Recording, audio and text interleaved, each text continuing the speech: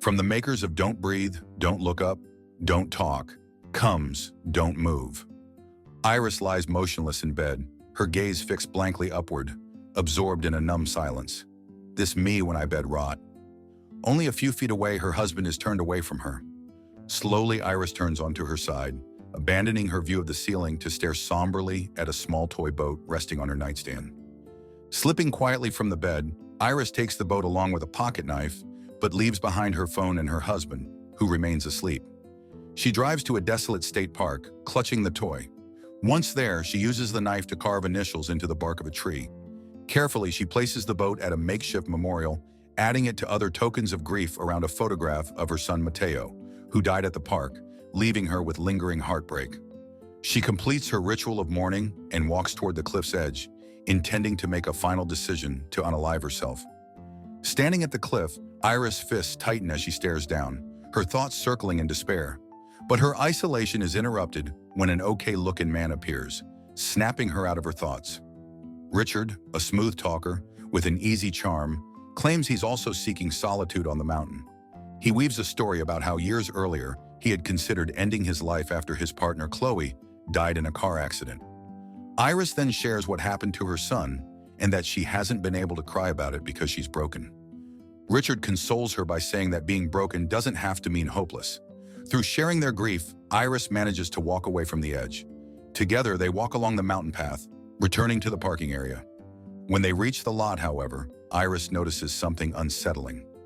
Richard has parked his car in a way that blocks hers. Before she can react, he closes in, initially under the guise of helping her maneuver out. But then, without warning, he shocks her with a taser cleverly concealed within an umbrella, catching her completely off guard. As Richard drives, Iris regains consciousness inside the car. Iris tries using her smartwatch to trigger emergency services, but Richard tells her there's no signal and places her son's toy boat in front of her.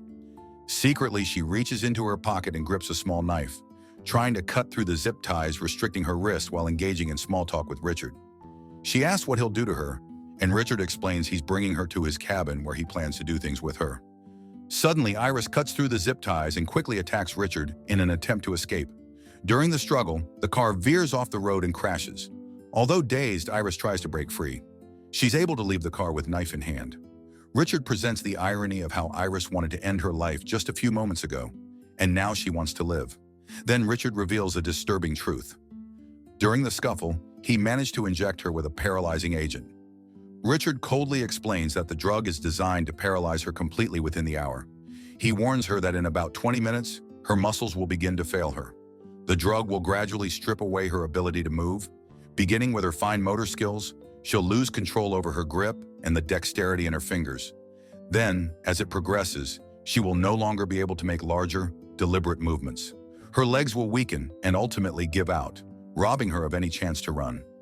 Soon after, her breathing will start to slow, becoming shallow and labored, as her lungs struggle against the drug's effects.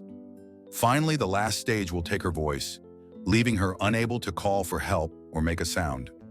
Refusing to give up, Iris stumbles out of the car and runs into the dense woods with Richard chasing after her. Her body starts to weaken, her muscles faltering as the drug takes hold. She then sets a timer on her smartwatch, letting her know how much time she has left. With Richard still chasing after her and her legs giving up, Iris hides beneath the trees.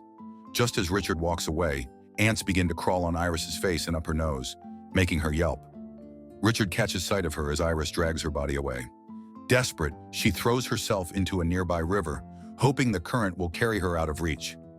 Floating downstream on her back, she eventually drifts to the riverbank and crawls onto shore, exhausted and barely able to move.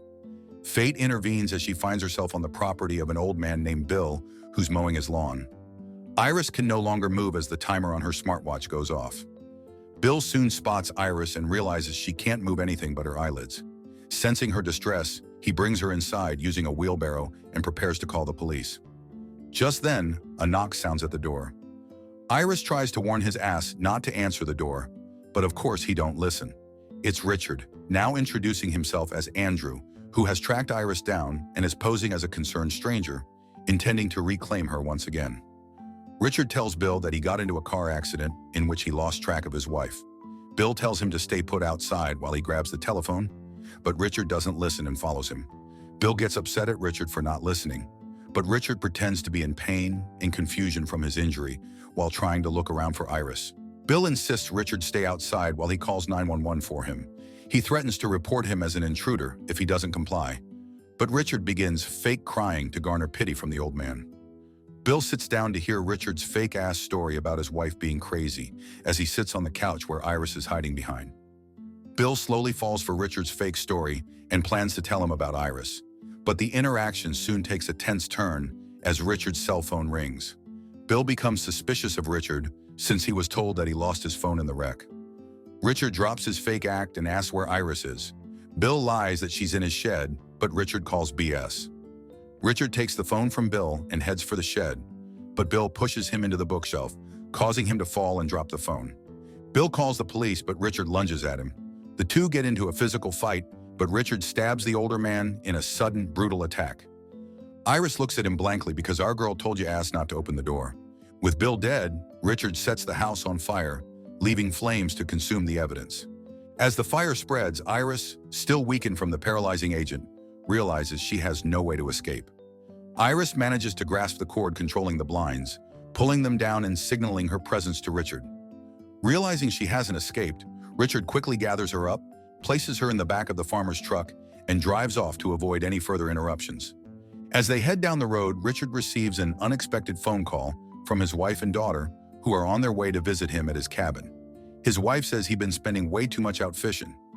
I knew this white man a merry trifling ass. Thrown off, Richard tries to stay calm, but he now faces the problem of hiding his grim situation from his unsuspecting family. Later, Richard stops at a gas station to refuel. Taking advantage of the brief moment while he's out of the vehicle, Iris manages to undo her seatbelt, struggling to muster the strength needed to attempt an escape. Although she can't get out before Richard returns, her presence and her weakened state catch the attention of a young boy nearby. The young boy, curious about the figure he sees sitting in the truck, approaches the window. In her weakened state, she can barely talk, and for a fleeting moment, the boy's face reminds her of Mateo. His mother soon notices Iris's condition, pulling her son away with a disturbed and worried glance at the eerily unresponsive woman in the truck. The real horror are those gas prices. Sometime after, Richard tries to retrieve his car from the spot where he had crashed it. However, the concerned woman from the gas station reported the farmer's truck to the authorities as suspicious, prompting a local police officer to investigate. The officer arrives on the scene and begins questioning Richard. To cover his tracks, Richard concocts a story about Iris being his alcoholic wife who had wrecked the car in a drunken accident. The officer remains skeptical, saying he needs to make sure that Iris is responsive. To distract the officer, Richard tells him a fake story about their marriage and lies that the death of their son, Mateo, has been taking a toll on Iris while blaming his death on her. The officer steps toward Iris' window to check on her personally, then notices a syringe filled with Ozempic lying on the truck's dashboard.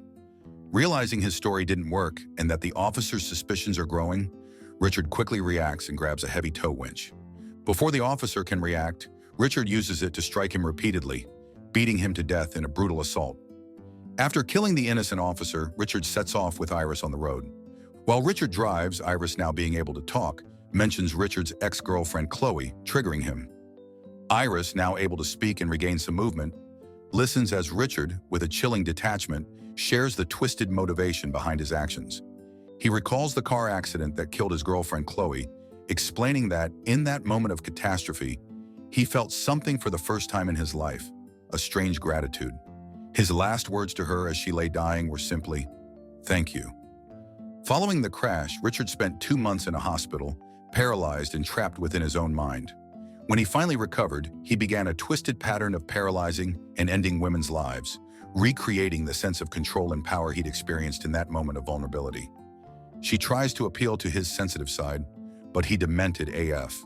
Desperate to fight back, Iris tries to plunge a syringe filled with the paralyzing drug into Richard, hoping to use his own weapon against him.